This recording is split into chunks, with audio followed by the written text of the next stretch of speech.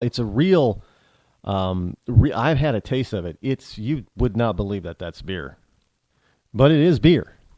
And they make a very limited amount of this. But in one year, they were able to get a few of these used oak beer barrels.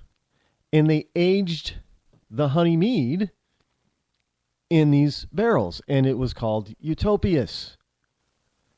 And it was awesome. But it was like $40 for a little bottle. And if you've seen the bottles, they're kind of small. It's not like a wine bottle. It's more like the size of a growler, but a narrow growler, not the regular size. But it was absolutely delicious. But it's like $40 for that bottle. But I know, and it was a limited production, obviously, because they couldn't keep using the barrel over and over and over again. I mean, after I think they ran two production runs in those barrels, and that was it. And it was good stuff. Because you got a little bit of flavor of that Sam Adams beer into the honey. Ooh, it was delicious. So it's something unique like that would also be good. And there are places in, I know Vermont, there's a place up near, is it not Bennington, but in the Northeast Kingdom of Vermont, the northern parts of Vermont. There is a winery there that has different types of wines. Like they have a blackberry wine and an apple wine. The apple wine was rather sweet, but if you like sweet wines, you'll love that one. The blackberry wine, a bit tart because blackberries are, but it was good. So you can just mix it up. It doesn't have to be the traditional wine. And for people who aren't really wine drinkers, it is always good to get them a white wine, like a good Chardonnay. But for those who like to collect wines or have a wine cellar or like to keep wines, then you want a deep red wine, such as a Cabernet or a Merlot or a Bordeaux or something of even a Shiraz, something like that. Those are good. Those are good choices. Good choices. See, I'm here to help you with your holiday shopping. Now, I don't know how you can. I know that you can get in be a part of these wine clubs, and some of them will allow you to actually ship a gift wine order to somebody else. But I don't know how you do that really, because it's got to be an age check and everything. But yeah, you can still do that. But if you want to go the hot cocoa route, you can still do that too. But be a little bit unique. People always remember unique stuff. It doesn't have to be something that they continually have to use. It doesn't, it doesn't have to be clothes, and it doesn't have to be shoes, and it doesn't have to be a car. But something that's very appreciative and thoughtful like that, people will remember and thank you for it months later throughout the year. Really. Now on to a little bit more serious stuff.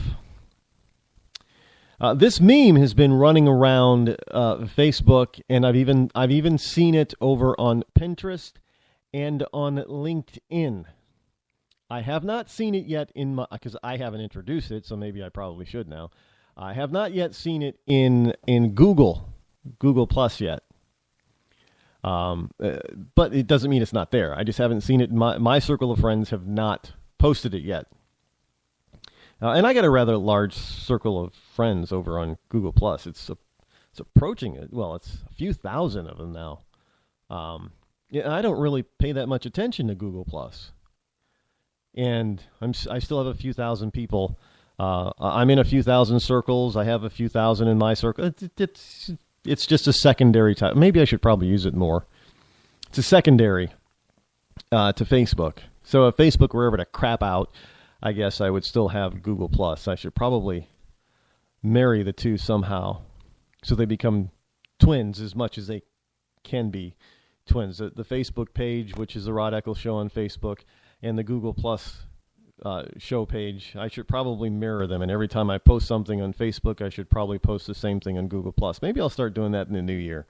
Because a lot of those people over there on Google Plus, either they do not use Facebook or they're not my friends or fans over on Facebook. So it's a totally different crowd almost over there. And I apologize. I have been neglecting you Google Plus users. So beginning of the new year, that's one of my New Year's resolutions. I will not ignore you over on Google Plus. How's that? But this is on Facebook, and it's about Saeed Farouk. And for those of you in Rush Limbaugh's Ria Linda, that is the name of the terrorist perpetrator from the San Bernardino shooting earlier this week. His name, they show pictures of his wife, but they don't show pictures of his wife. Either it's a silhouette image or it's of a person. Don't know if it's a woman or not. If it's of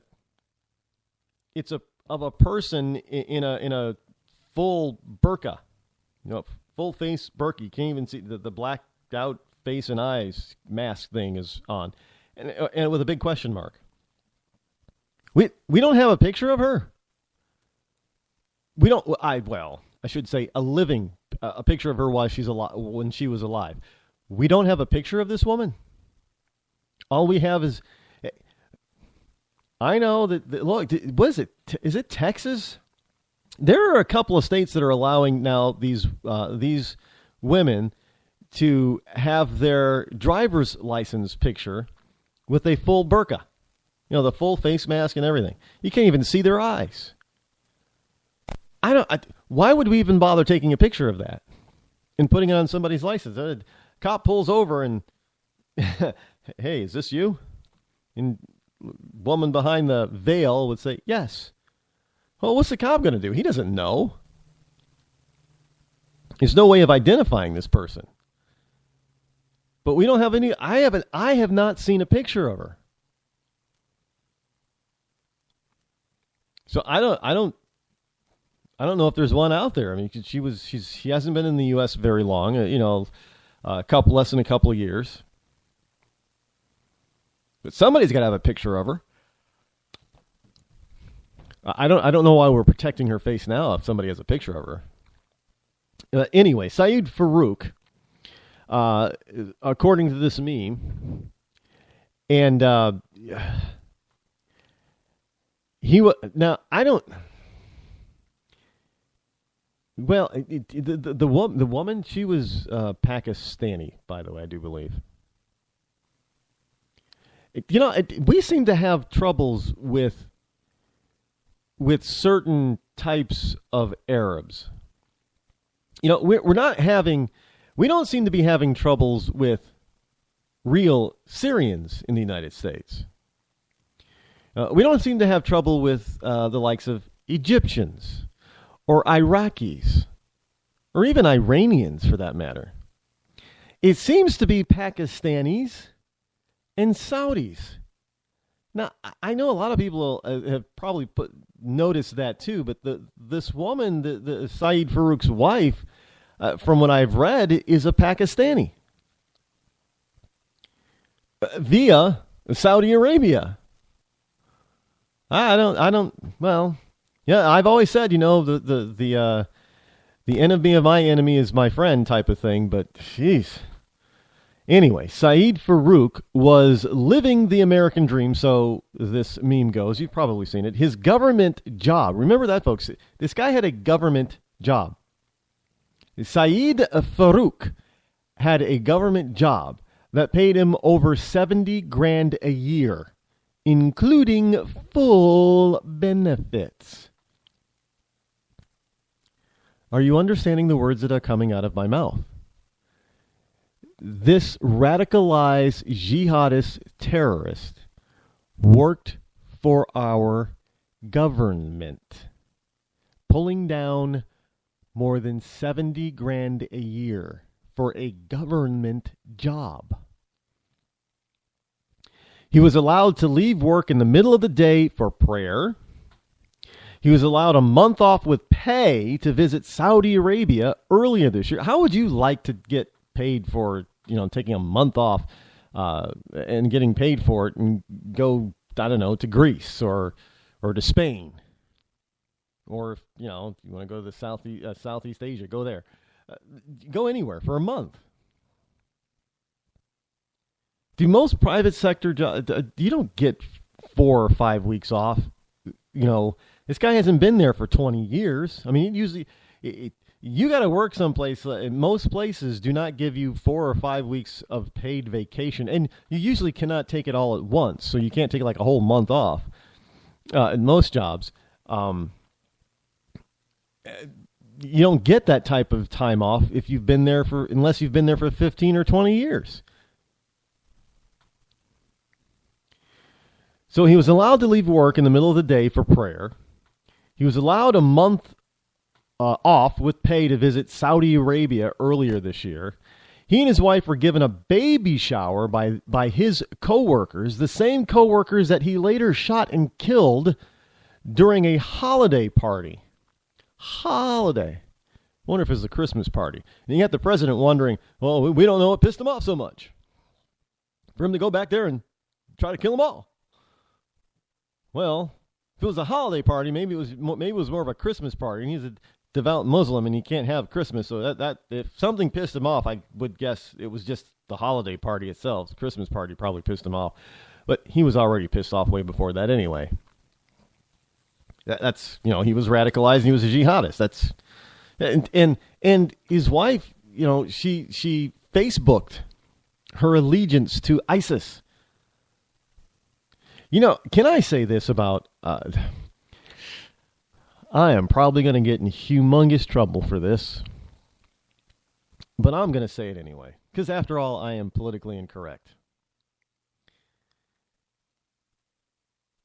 Women of Islam, of real Islam, the full burqa, can't leave the house without a male relative, all that, blah, blah, blah type of thing. That is, if you are a woman in that type of situation and you say you like it, all I can think of that relates to such a behavior or a thought process is what we call Stockholm Syndrome. I can't believe that there would be. Well, you could probably say, well, Rod, they're not very well educated because women aren't allowed to, as girls, they're not allowed to be educated past I don't know, was it 6th grade as far as they can go? They got to know something. I mean, they got to at least be able to read basics so they can read the Quran. But I think that's pretty much it. But how can you like that type of a lifestyle? That's nothing more than Stockholm Syndrome in my book. I'm not a mental professional, but it really seems like it to me. The same coworkers that threw him a baby shower were shot and killed during a holiday party in San Bernardino. Even more would have died if the pipe bomb he brought with him had gone off. Now, dude, I don't understand. We knew about the pipe, but they found the pipe bomb and they disarmed the pipe bomb. It was a failed pipe bomb. He obviously didn't know how to properly build one and make it actually work. Thank goodness.